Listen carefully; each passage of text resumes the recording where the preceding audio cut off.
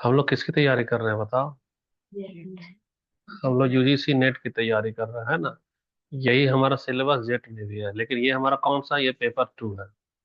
Paper two में कौन सा सब्जेक्ट है हमारा? तो ये हिंदी है। ये क्या है? हिंदी। हिंदी में हमारा कौन सा यूनिट है? Unit one. तो यूनिट वन है, तो यूनिट में वन में तो बहुत सारा टॉपिक है। तो कौन कौन सा टॉपिक अभी आज के क्लास में हमारा कौन सा टॉपिक होगा? तो हम लोग हिंदी भाषा और उसका विकास को देखेंगे कि सबसे पहले इसके ऐतिहासिक पृष्ठभूमि में क्या देख रहे हैं कि हिंदी कब से आया, कब से जन्म हुआ। यानी कि प्राचीन भारतीय भारत में बोली जाने वाली कौन सी भाषा थी। तो पहले आर्य लोग आया था ना। तो पहले आर्य का अध्ययन करेंगे। फिर उसके बाद हम लोग किसका देखेंगे? मध्यकालीन भारत का भाषा देखेंगे। तो मध्यकालीन वाला जब इतिहास पढ़ेंगे तो आर्य में कैसे कैसे समाया है, फिर पाली, फिर क्या समाया है? प्राकृतिक, फिर सौरसेनी है, फिर अर्धमगधी है, फिर मगधी है, अपभ्रंश है, और इसकी विशेषता वगैरह है। तो मात्र इतना ही है अभी का जो टॉपिक है। मात्र इतना ही है, और यही वाला टॉपिक भी आज का क्लास में नहीं खत्म होगा। इस ये जो रेड कलर लगा दी है उसको 6 पार्ट में डाले हैं। कितना पार्ट में? सॉरी, हाँ ठीक है, चलो 7 पार्ट ही करो। 7 पार्ट में किए हैं तो 6 पार्ट तो थ्योरी हो गया। लास्ट वाला पार्ट हमारा क्या आ जाएगा इसमें? समरी आ जाएगा। क्या आएगा? समरी। तो आज का जो क्लास है, आज का क्लास सिर्फ पार्ट वन तक सिमट कर रह जाएगा। कहाँ तक? पार्ट वन का। तुम लोग अपना अपना जो भी होगा नोट्स, ये गाइड वाइड, उससे मिलाते जाना, यहाँ तो दे देना। हम लोग क्या करेंगे, अगर कुछ यहाँ छूट रहा होगा वहां का देख कर तो उसको ऐड कर देंगे। तो अभी हमारा क्या है, 7 पार्ट में कितना पार्ट चलेगा? अभी पार्ट वन। पार्ट वन ही खत्म हो जाए तो वही काफी है। समझ में आया? ठीक है, तो समझ में आया। तो अब देखो, ये बोल्ड वाला की यानी यही वाला टॉपिक है अभी हमारा, क्या? हिंदी की ऐतिहासिक पृष्ठभूमि है। प्राचीन भारतीय आर्य भाषा देखेंगे। मध्यकालीन भारतीय आर्य भाषा में क्या क्या देखेंगे? पाली, प्राकृतिक में तुम्हारा सौरसेनी है, अर्धमागधी है, मागधी, अपभ्रंश और उसकी विशेषता है। अभी सही कहो तो तुमको कुछ भी नहीं बुझाएगा। सौरसेनी क्या है, अर्धमागधी क्या है, मागधी क्या है, और अपभ्रंश क्या है ना? तुमको बोलचाल वाला भाषा क्या है, वो वाला भाषा क्या है। तो ये तो लेवल तो टफ रहेगा ही, लेकिन उसको आसान बनाना क्या हम लोगों का काम है। थोड़ा सा इसको जूम कर देंगे ताकि ये पढ़ोगी तो सुविधा हो जाएगा उसमें। नहीं हुआ क्या जूम? यहाँ पे जूम करो, है ना। देखो यहाँ, हिंदी भाषा की ऐतिहासिक पृष्ठभूमि को समझने के लिए हमको क्या समझना होगा? भाषा का परिवार। जैसे आदमी लोग अपना परिवार होता है ना, मियाँ है, बीवी है, बाल बच्चा है, भाई बहन है, वैसे ही भाषा का भी परिवार है। एक भाषा से दूसरी भाषा क्या होता है? जन्म होता है ना। यहाँ उसके भी पेरेंट्स हो गए। और फिर हमको देखेंगे भाषा का विकास के सिद्धांत को समझना होगा। क्योंकि भाषा का विकास एक क्रमिक प्रक्रिया है, वो अचानक से भाषा नहीं होता है। जन्म कैसे संस्कृत होता था, फिर जो संस्कृत से पाली आया, प्रकृति आया, आज हमारा हिंदी आ रहा है। क्या वजह है कि ये सब अतीत में लुप्त हो गया, नया भाषा है? तो कुछ ना कुछ तो सिद्धांत होगा ना इसका। तो कोई जैसे मान लो हिंदी है, तो हिंदी का उद्भव अचानक से तो नहीं हुआ, बल्कि हजार वर्षों के निरंतर भाषा का प्रक्रिया का परिणाम है। तो यहाँ भी एक साइंस है, साइंस के जैसा इसका क्या है, प्रक्रिया चलता है। तो अब आजा, पता चल रहा है कि भाषा का भी एक परिवार होता है। कैसे? क्योंकि भाषा से भाषा का जन्म होता है। यानी कि भाषा के भी मम्मी और पापा हैं, तभी ना नया भाषा जन्म हो रहा है।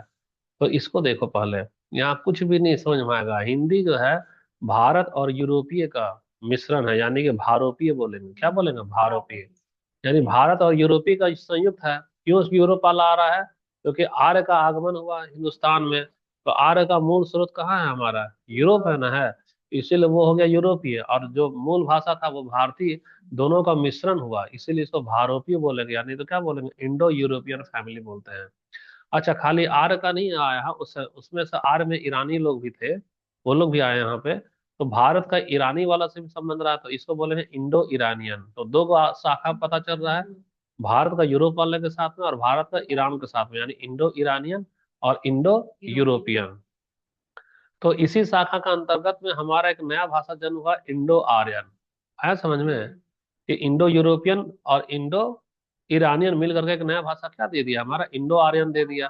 तो सैद्धांतिक रूप से किसी भी भाषा का विकास जो है वह सरलीकरण और वियोगात्मकता की ओर होता है। अब यहाँ तुमको दो चीज नहीं समझ में आएगा। पहला है कि सरलीकरण क्या है, हाँ हिंट तो समझ में आ ही गया। और वियोगात्मकता क्या है, ये चीज क्या समझ में नहीं, ये वाला नहीं आ रहा है। ठीक है, तो ये नहीं आ रहा है तो कोई बात नहीं, इसके लिए हम हैं समझाने के लिए। अब भारतीय आर्य भाषाओं का इतिहास भी संयोगात्मक है, और संस्कृत से क्या है? वियोगात्मक है। संस्कृत से वियोग करके हिंदी पर जा रहा है। अब देखो यहाँ तुमको दो चीज भी नहीं समझ में आएगा। पहला संयोगात्मक क्या हो गया, और वियोगात्मक। वियोगात्मक का मतलब है कि अभी हम लोग बोलते हैं कि हम लोग जा रहे हैं स्टेशन ट्रेन पकड़ने के लिए, तो हम एक वर्ड यूज किए स्टेशन, है ना, और एक वर्ड यूज कर रहे हैं ट्रेन।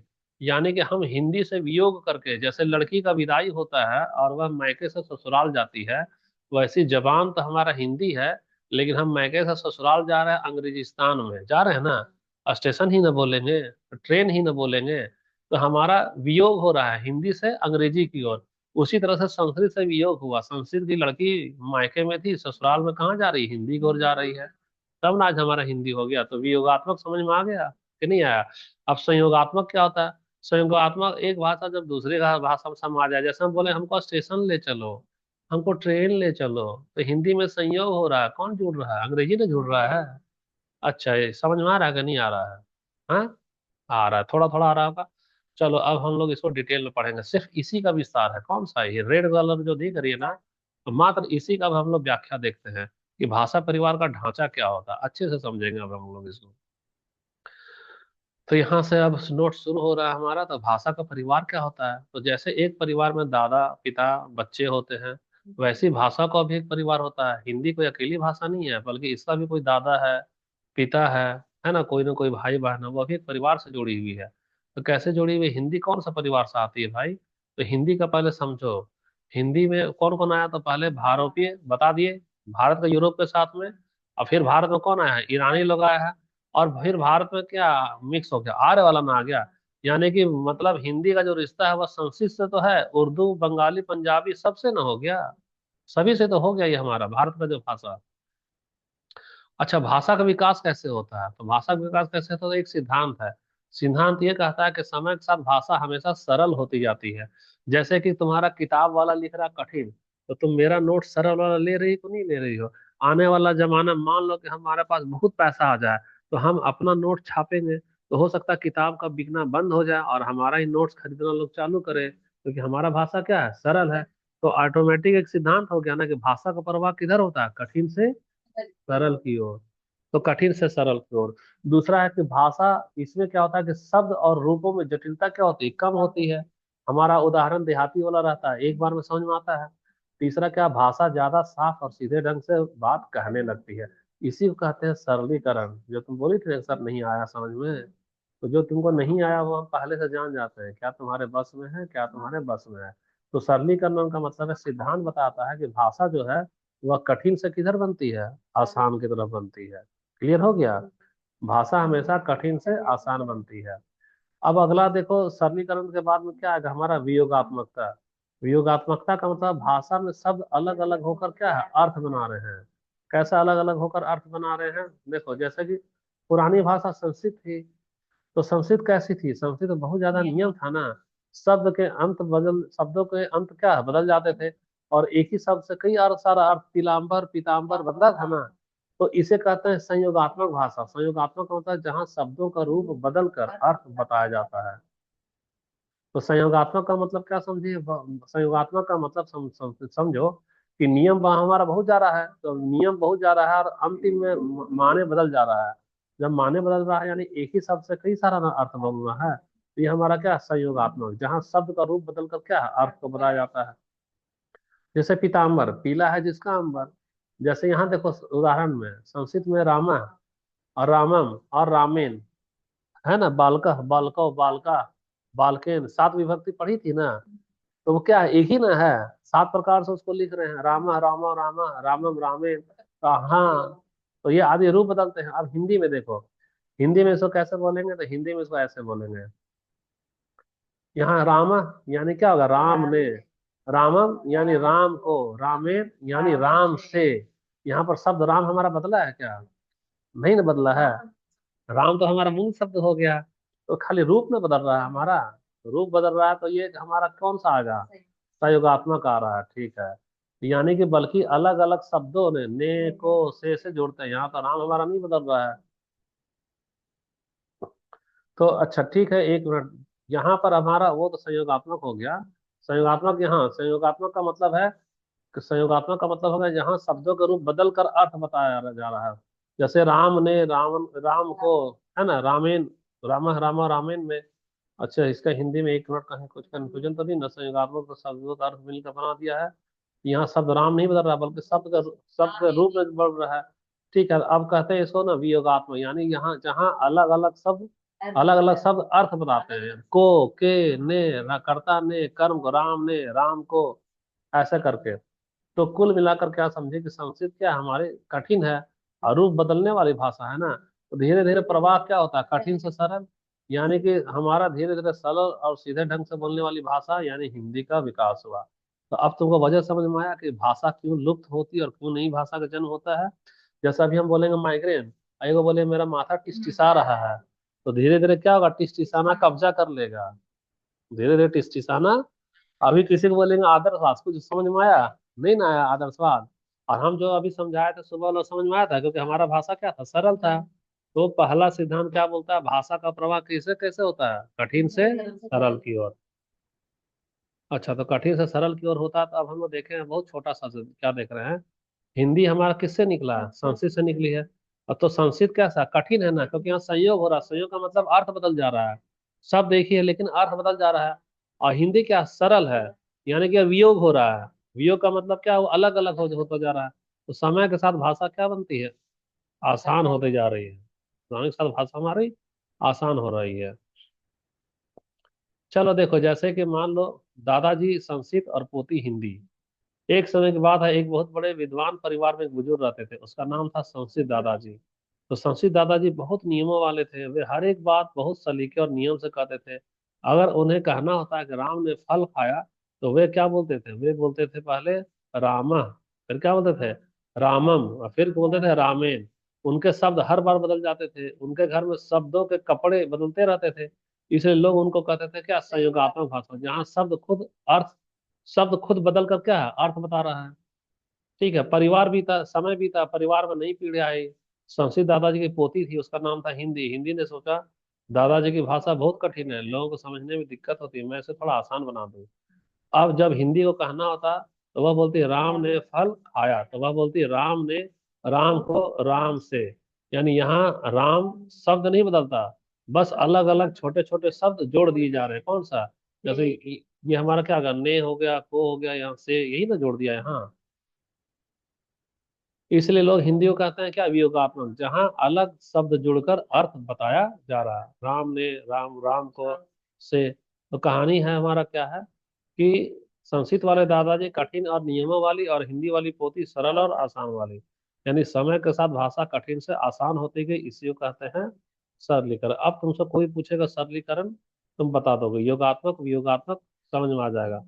यानी कि संस्कृत हमारे पुराने जमाने के सख्त जैसे हो गए, और हिंदी नई पीढ़ी के सरल है, दोनों क्या एक ही परिवार से है ना। इसलिए भाषा का अपना क्या होता है, एक परिवार होता है। तो ये तुम्हारा पहला वाला कॉन्सेप्ट क्लियर हो गया। अब दूसरा वाला हम देख रहे हैं, देखो ये सब इंपॉर्टेंट है ना। काल विभाजन का सैद्धांतिक आधार। तो काल भैया, कब हिंदी आया कब संस्कृत आया, इसका तो काल कुछ ना कुछ तो निर्धारण हुआ होगा ना। तो भारत में जो आर्य भाषा का जो इतिहास है, उसको तीन प्रमुख कालखंड में विभाजित किया गया है ना। कितना कालखंड में, तीन कालखंड में, जो भाषा की संरचना और व्याकरण के परिवर्तन पर क्या है, आधारित है। तो सबसे पहले आ जा क्या, प्राचीन भारतीय आर्य भाषा। तो प्राचीन भारतीय आर्य आर्य भाषा को हम लोग क्या बोलते हैं, ओल्ड इंडो आर्यन। यानी 1500 ईसा पूर्व से लेकर 500 ईसा पूर्व तक। इसमें वैदिक संस्कृत और लौकिक संस्कृत का क्या है, यहाँ समावेश है। तो ये तो तुमको रटना होगा, 1500 ईसा पूर्व से 500 ईसा पूर्व, इसमें कौन सा था, वैदिक संस्कृत और लौकिक संस्कृत। तो अभी तुमको ये नहीं पता चलेगा कि वैदिक संस्कृत क्या है और लौकिक संस्कृत क्या है। वेदों में बोली जाने वाला भाषा वैदिक हो गई, और आम बोलचाल की भाषा में लौकिक वाला हो गया। दूसरा मध्यकालीन। तो मध्यकालीन भारतीय आर्य भाषा का कब होगा, हमारा 500 से लेकर 1000 ईस्वी तक का है ना। इसमें क्या है, पाली है, प्राकृत है और अपभ्रंश का। और तीसरा हमारा आधुनिक भारतीय आर्य भाषा, ये कब है, 1000 ईस्वी से लेकर अब तक है। इसमें हिंदी और उसकी सहवर्ती भाषाओं क्या हो रहा है, विकास हो रहा है। ये तो कालखंड तुमको याद करना होगा, इसको थोड़ा सा हम लोग सरल तरीके से समझते हैं, है ना। तो सरल तरीके से कहते हैं, तो देखो इसमें भाषा का तीन पीढ़ी वाला परिवार को ले लो। मान लो एक बहुत पुराना परिवार है, उस परिवार की भाषा समय के साथ क्या बदलती गई है। तो भाषा के इतिहास को तीन बड़े समय काल में बांटा गया। पहला वाला काल हमारा क्या है, पहला वाला प्राचीन काल, यानी ईसा मसीह जन्म भी नहीं लिए थे। ईसा मसीह मान लो अभी पैदा हुए हैं, तो यहाँ से लेकर के, ये तेरा ईसा मसीह के जन्म से 500 से लेकर किधर जाना है, 1500 जाना है, यानी कि ये माइनस में जा रहा है, ये भी माइनस में। ये वाला पहला काल है, ये वाला क्या है, पहला काल है। इसी को बोलते हैं क्या, प्राचीन काल। तो प्राचीन काल यानी कि पहले वाला भाषा, दादा परदादा वाला। तो उस समय का भाषा क्या था, वैदिक संस्कृत और लौकिक संस्कृत। तो वैदिक संस्कृत और लौकिक संस्कृत, तो जाहिर सी बात है कठिन रहेगा वहाँ। यह भाषा बहुत कठिन है, नियमों वाली, और कैसी थी, शुद्ध थी। तो इसीलिए इसको हम लोग क्या कहते हैं, प्राचीन भारतीय आर्य भाषा। तो प्राचीन भारतीय आर्य भाषा का काल कहेगी, तो मान लो यहाँ पे ईसा मसीह का जन्म हुआ है। ईसा मसीह का जब जन्म हुआ तो इसका ठीक 500 साल पहले से लेकर, कितना साल पहले, 1500, ये वाला जो काल है वो लोग क्या है, पहला वाला काल हो गया। कौन सा काल, ये वाला माइनस हो जा रहा है, आ रहा है, याद हो रहा है कि नहीं हो रहा है। ठीक है। अब दूसरा काल आ जाओ, 500 ईसा से 1000 ईस्वी का। तो इसको तो हमको थोड़ा सा यार नंबर बना लेने दो।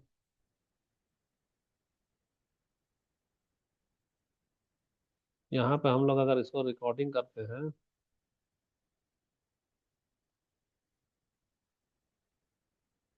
ये तो ईसा मसीह का जन्म हो रहा है ना।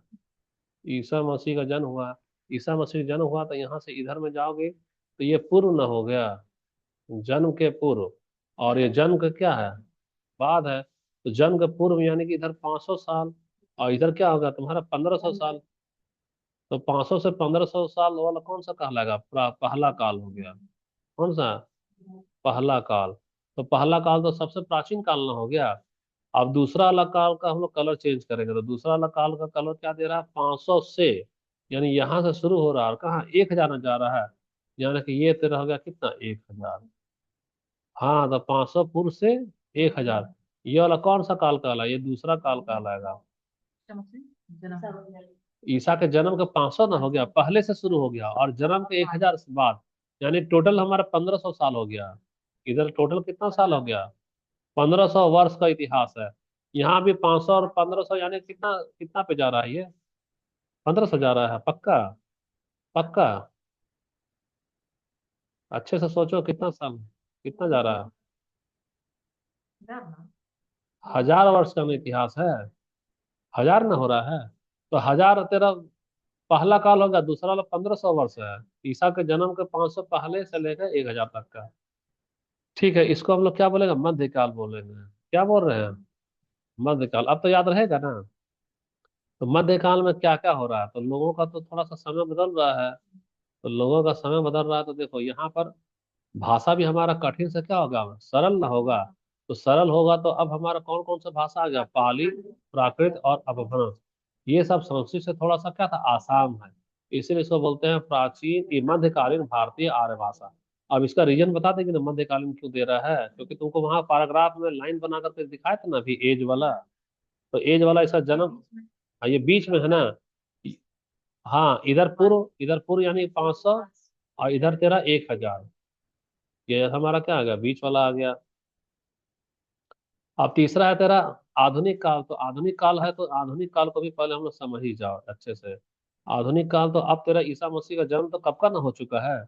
तो कब का हो चुका है, तो देखो यहाँ वाला तो ईसा मसीह चले गए, और इधर वाला जो 1000 है, और इधर वाला क्या है तेरा -500, यही ना। तो ये वाला हमारा मध्यकाल था। कौन सा काल था, मध्यकाल। अब मध्यकाल के बाद अब आधुनिक वाला काल कहाँ से शुरू हो रहा है बताओ, यहाँ से ले करके अब तक यानी कि अभी 2000 क्या है, 26 में है, यानी अब तक। तो अब तक यानी कौन सा काल होगा तेरा, तो तीसरा काल, यानी कि इसको बोलेंगे आधुनिक, आधुनिक काल। तो तुमको हम क्या करें, समय का सारणी पूरा रटवा दिए। समय का सारणी में आधुनिक काल तुम्हारा 1000 जन्म ईसा बाद न है ये। तो जन्म के बाद की बात है, 1000 ईसा बाद से लेकर के अभी तक का, ये अभी तक का काल क्या कहलाएगा, आधुनिक काल। और यही वाला कौन सा हमारा तीसरा काल है। तो तीसरा वाला काल का शुरुआत कब हो रहा है, 1000 से अब तक का हो रहा है। तो कालखंड जो कि कठिन लग रहा था, याद हो गया तुम लोग को। ठीक है। तो इसमें भाषा और भी सरल हो गई, लोग सीधे और आसान ढंग से बोलने लगे। इसी समय विकसित हुआ हिंदी, उर्दू, पंजाबी, ये सब एक ही समय का है भाषा है ना। हिंदी, उर्दू, पंजाबी, बंगाली आदि सब क्या है, आधुनिक भाषा है। इसको आधुनिक भारतीय आर्य भाषा कहे हैं। तो दादाजी वाला संस्कृत हो गया, पिताजी वाला क्या प्राकृतिक हो गया, जो कि प्राकृतिक और अपभ्रंश है, पाली प्राकृतिक वगैरह, और हमारी भाषा क्या है, हिंदी भाषा है। तो एक लाइन में समझो तो भाषा के इतिहास को कितने भाग में बांट दे, तीन भाग में। संस्कृत, फिर पाली प्राकृत अपभ्रंश, और हिंदी, और आज की भाषा। आज की भाषा में उर्दू, पंजाबी, बंगाली सब ना आ गया है। तो समय के साथ भाषा कठिन से क्या होती गई, सरल होती गई है। ठीक है, तो यहाँ तो हमारा समझ में आ गया क्या। मान लो कि ठीक है, एक परिवार है, उसमें तीन पीढ़ी है, दादा, पिता और बेटा। तो दादाजी के जमाने में क्या बहुत शुद्ध कठिन है, यानी वो संस्कृत में ही बोलेंगे। पिताजी का क्या, पिताजी सोच बदल दिए, बोले भाषा इतना कठिन क्यों रखेंगे, थोड़ा सा आसान होना चाहिए। तो आसान बोले कौन सा, पाली प्राकृतिक और अपभ्रंश बोले, ये संस्कृत से थोड़ा आसान था। और उनका पोता आ गया, पोता तो और भी ज्यादा, तो भाषा को बोल और आसान बना दिया, जो कि हिंदी कहलाया। तो हिंदी और आज के अन्य भाषाएं क्या है, आधुनिक भारतीय आर्य भाषा का काल है। तो कहानी से क्या समझी, दादाजी संस्कृत वाले, पिताजी पाली प्राकृत वाले, और बेटा हिंदी वाला हो गया। समय के साथ भाषा बदली और कठिन से क्या हो गया, आसान हो गया। भाषा का इतिहास क्या है, एक परिवार की तरह है। पुरानी पीढ़ी से नई पीढ़ी तक भाषा धीरे धीरे बदलती गई और सरल होती गई। अब तीसरा वाला पॉइंट देखो, ध्वनिगत और रूपगत परिवर्तन। तो यहाँ भी तुमको ध्वनिगत क्या होता है नहीं पता चलेगा, रूपगत क्या होता है नहीं पता चलेगा, नहीं पता चल रहा है। तो प्राचीन से मध्यकालीन और फिर आधुनिक काल, अब तो काल तुमको पूरा याद करा दिए हैं। इसके पहुंचते ही भाषा में कई मूलभूत परिवर्तन हुए। ध्वनि परिवर्तन के अंतर्गत अल्प प्राण और महाप्राण ध्वनि का क्या हुआ, संयोजन न हुआ है। अब अल्प प्राण तुमको नहीं समझ में आएगा, महाप्राण भी नहीं समझ में आ रहा होगा। यहाँ संयोजन है, फिर रूपगत परिवर्तन, तो ये भी अभी नहीं समझ में आ रहा है। तो देखो, अल्प प्राण क्या है, महाप्राण क्या है, ध्वनि क्या है, संयोजन क्या है, रूपगत परिवर्तन है। इसके अंतर्गत और भी तरीके का विभक्ति चिन्ह आया है। तो लोप हो गया और स्वतंत्र परसर्ग आया है। तो उदाहरण के लिए संस्कृत का धर्म क्या, प्राकृतिक में धम्मो, जैसे धम्म था ना, अशोक था ना उस समय, धम्म। और हिंदी में धर्म या धम्म बन गया। तो ये वाला पैराग्राफ तुमको नहीं समझ में आया होगा, उम्मीद करते हैं, ठीक है। तो सिर्फ इतना ही, जो लाल लाल जो लगा रहे हैं, इसी लाल को समझाते हैं। ये आर्टिकल नंबर क्या है, 3 है, इसीलिए यहाँ सीरियल देखो, नोट्स बनाएगी तो देख लेना। ये 3 जो है ना, तो 3 का मतलब ये वाला लाइन अलग रखे, ये पैराग्राफ है, मात्र इसी को समझाने के लिए फिर नीचे वाला है। इसमें जो तुमको अच्छा लगेगा नोट करना, जो नहीं अच्छा करेगा नोट नहीं करना।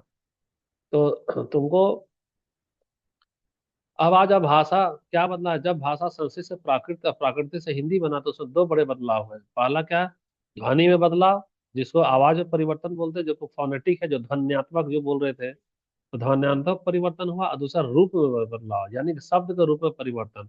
अब ध्वनि परिवर्तन क्या है, ध्वनि का मतलब है उच्चारण का तरीका। समय के साथ लोग शब्दों को आसान तरीके से बोलने लगे, कठिन आवाजें धीरे धीरे आसान हो गई। जैसे संस्कृत में बोला धर्म, प्राकृत में धम्मो, तो हिंदी में क्या बोला, धर्म हो गया ना। अभी बोलते हैं राम, अब बोले, अरे धमुआ इधर आओ, सुनी हो ना। तो तो धर्म, या कभी कभी बोलचाल में धर्म। तो देखो क्या हुआ, तो ये जो धर्म, ये जो अहर आ रहा है, वो कठिन ध्वनि था ना, वो बदल कर किस में चला गया, हमारा छोटा और आसान में चला गया, धर्म में हो गया सीधा।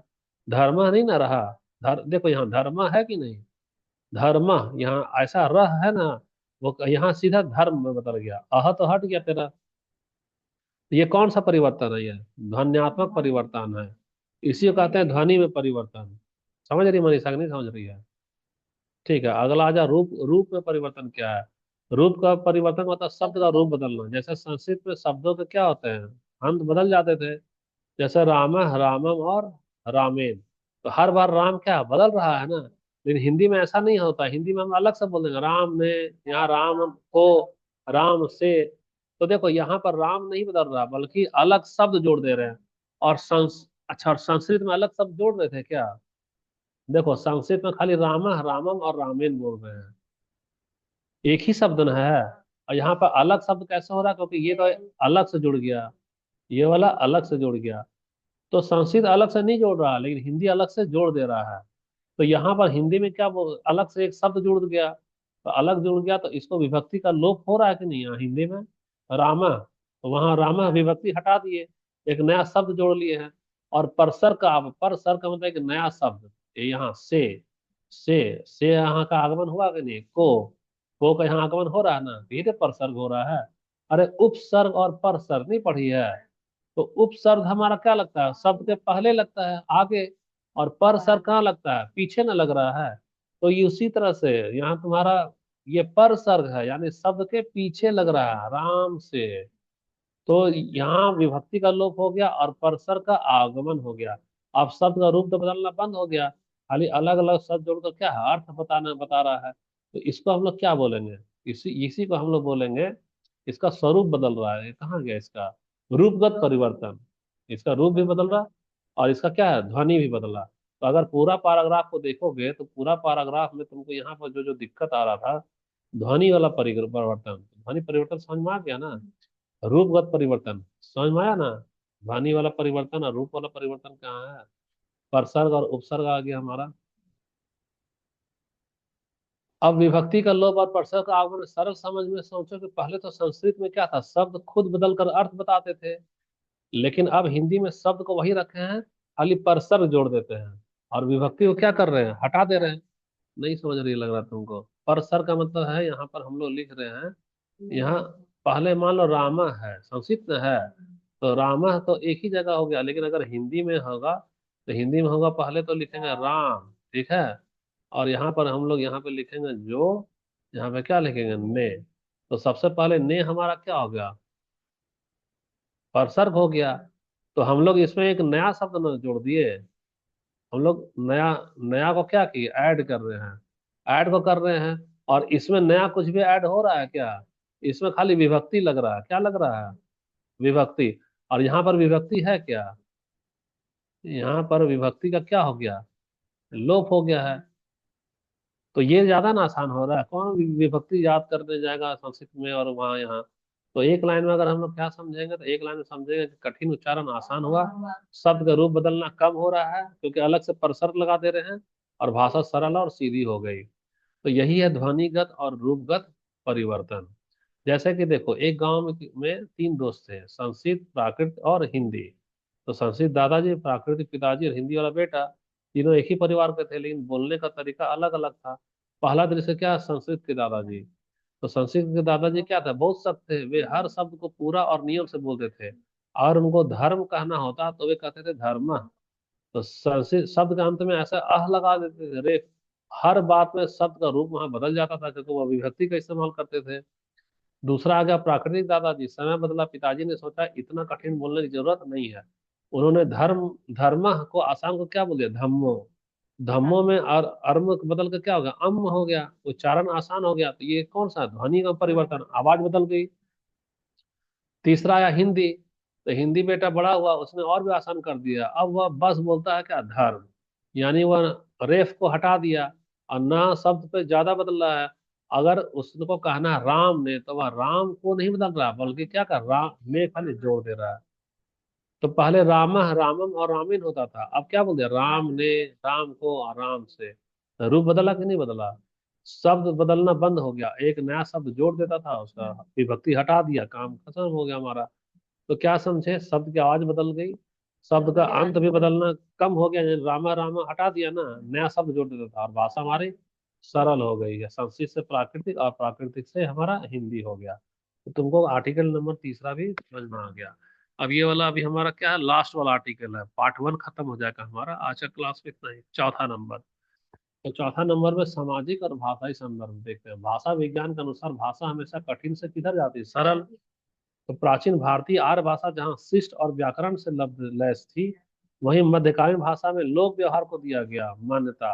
अब पाली और प्राकृतिक क्या किया, संस्कृत के कठोर अनुशासन को तोड़कर जन सामान्य के अभिव्यक्ति को स्थान दे दिया, जो आदमी लोग बोलता था और यही लोक भाषा का था, तो आगे चलकर अपभ्रंश के माध्यम से आधुनिक हिंदी का आधार बना।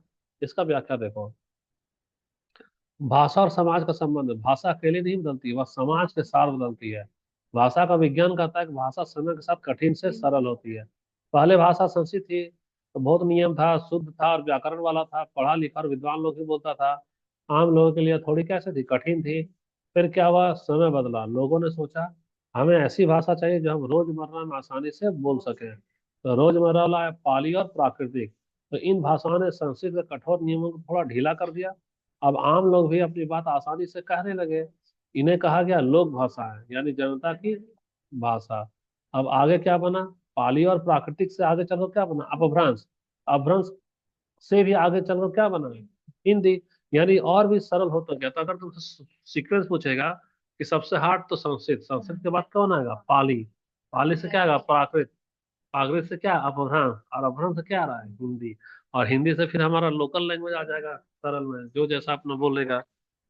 तो विद्वानों या की भाषा संस्कृत होगी, पाली प्राकृतिक, जनता की भाषा अपभ्रंश बीच का, और हिंदी आज की भाषा। भाषा यानी क्या, समाज के साथ बदल गया। पहले भाषा कठिन थी तो जनता के अनुसार आसान होते गए, और अंत में हिंदी जैसी सरल भाषा बनी है। जैसे राज दरबार से गांव तक की ये बात है। बहुत पुराने समय की बात है। एक बड़ा सा राज्य था, उस राज्य में एक भाषा रहती थी, उसका नाम क्या था, संस्कृत। तो पहला देश राज दरबार की भाषा को देखो, संस्कृत राज दरबार में रहती थी। वह बहुत सजी धजी, नियमों वाली और अनुशासन पसंद थी।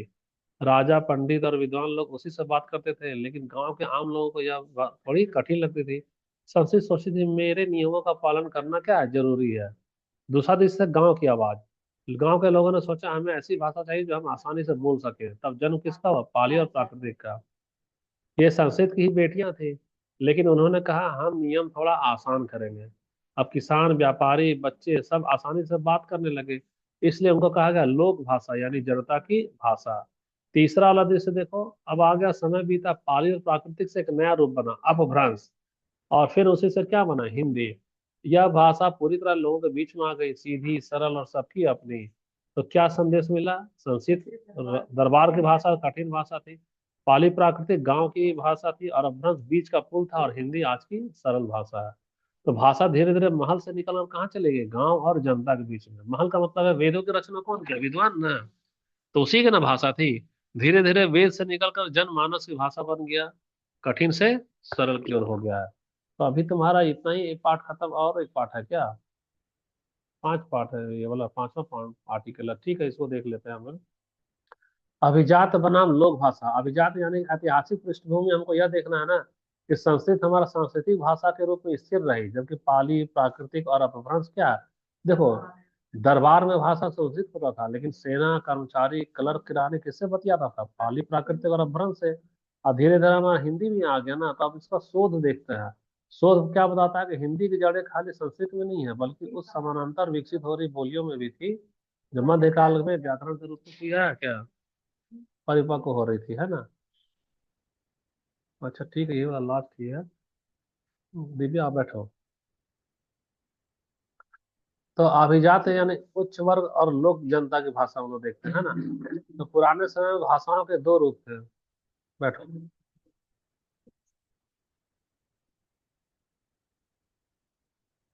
पुराने समय में भाषाओं के कितने रूप थे, तो एक उच्च वर्ग जो शासक है, और एक जो जनता की भाषा है। तो अभिजात भाषा यानी उच्च वर्ग की भाषा है, यह पढ़े लिखे विद्वानों और दरबार की भाषा होती थी। संस्कृत ऐसी भाषा थी। संस्कृत धार्मिक ग्रंथ, पूजा पाठ और विद्या में इस्तेमाल होती थी। वह ज्यादा बदलती नहीं थी, लगभग कैसी थी, स्थिर थी। लोक भाषा यानी जनता की भाषा, यह आम लोगों की रोजमर्रा की भाषा थी, जैसे पाली, प्राकृतिक, अपभ्रंश। ये भाषाएं लोग भी बोली जाती थी। इसलिए समय के साथ बदलती भी रही और विकसित भी होती रही, इसलिए कहा जा गया इसको क्या, प्रकार्यात्मक भाषा, यानी काम काज वाला भाषा। तीसरा है, हिंदी कहाँ से आई है। तो बहुत लोग सोचते हैं कि हिंदी सिर्फ संस्कृत से बनी है, लेकिन सच्चाई है कि हिंदी की जड़ें खाली संस्कृत में नहीं है, बल्कि वह लोक भाषा में है। जैसे पाली है, प्राकृत है, और अपभ्रंश है, जो कि जनता के बीच में क्या विकसित हो रही थी। यानी हिंदी का बीज संस्कृत में है ही, और लोक भाषा में। तो लोक भाषा में तो क्या, पाली, प्राकृतिक और फिर अपभ्रंश, दोनों में था। तो सरल समझ में क्या आया हमारा, सरल समझ में तो हम लोग सरल समझ में ये देख रहे हैं कि संस्कृत पहले वेदों में थी, मंदिरों में उपयोग होता था, और विद्वानों की भाषा थी। आम आदमी बोलचाल में क्या यूज किया, पाली, प्राकृतिक, और धीरे धीरे अपभ्रंश, मतलब जनता की बोली हो गई। और अपभ्रंश से फिर क्या निकला, हिंदी। ये हिंदी यानी इस लोक भाषा से विकसित हुए। तो हिंदी के दादाजी कौन थे, संस्कृत। और इसी दादी में कौन आएगा, पाली, प्राकृतिक और अपभ्रंश आ जाएगा।